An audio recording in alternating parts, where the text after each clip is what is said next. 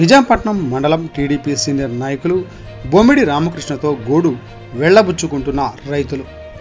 Peddapalli siphon 0/1 starting channel నుండి నీరు రాక ఇబ్బంది పడుతున్న బావోజీపాలెం, అదవల, తోటకూరపాలెం, శ్రీనగర్, గట్టువారిపాలెం రైతులు కష్టాలను చూసి ఇరిగేషన్ ఏఈతో మాట్లాడుతున్న మండల టీడీపీ సీనియర్ నాయకులు బొమ్మిడి రామకృష్ణ.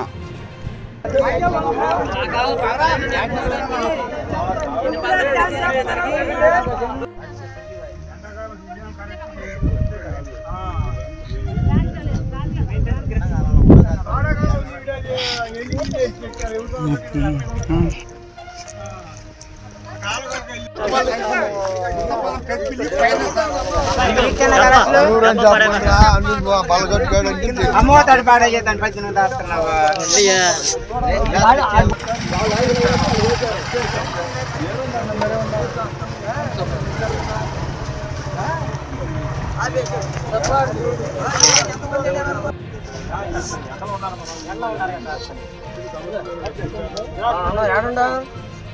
మేడం గారు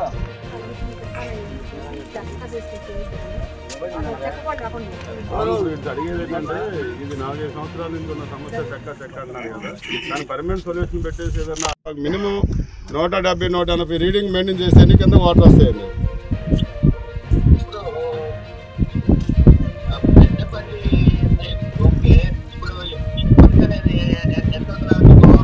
ఏదండి పెద్దపల్లి సైఫన్ ఉంది కదండి,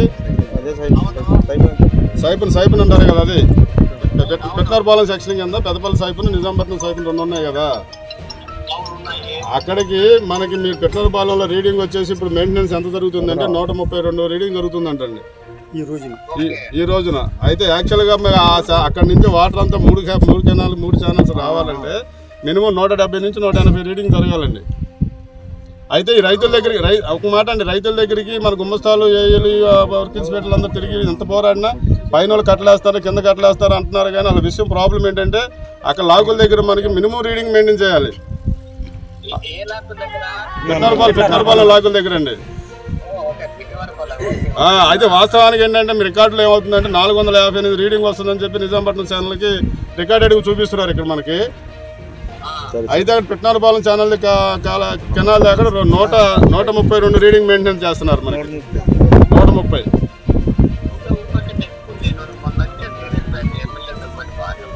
అప్పుడంటే మరి ఎందుకుందో లేదు. ప్రజెంట్ మెయింటెనెన్స్ 130 ఉందండి 4 రోజుల నుంచి 3 రోజుల నుంచి. ఎందుకని వాటర్ కింద రావట్లేదు. ఏదైనా కొద్దిగా గొప్ప వచ్చినా సరే ఆ జాలు వస్తుంది, కింద వరకు సరిపోతుంది. పైన ఉన్న రైతులు దాన్ని అడ్డుకట్టుకుని అది దీంట్లో తోడుకుంటున్నారు మోటార్లు వేసి.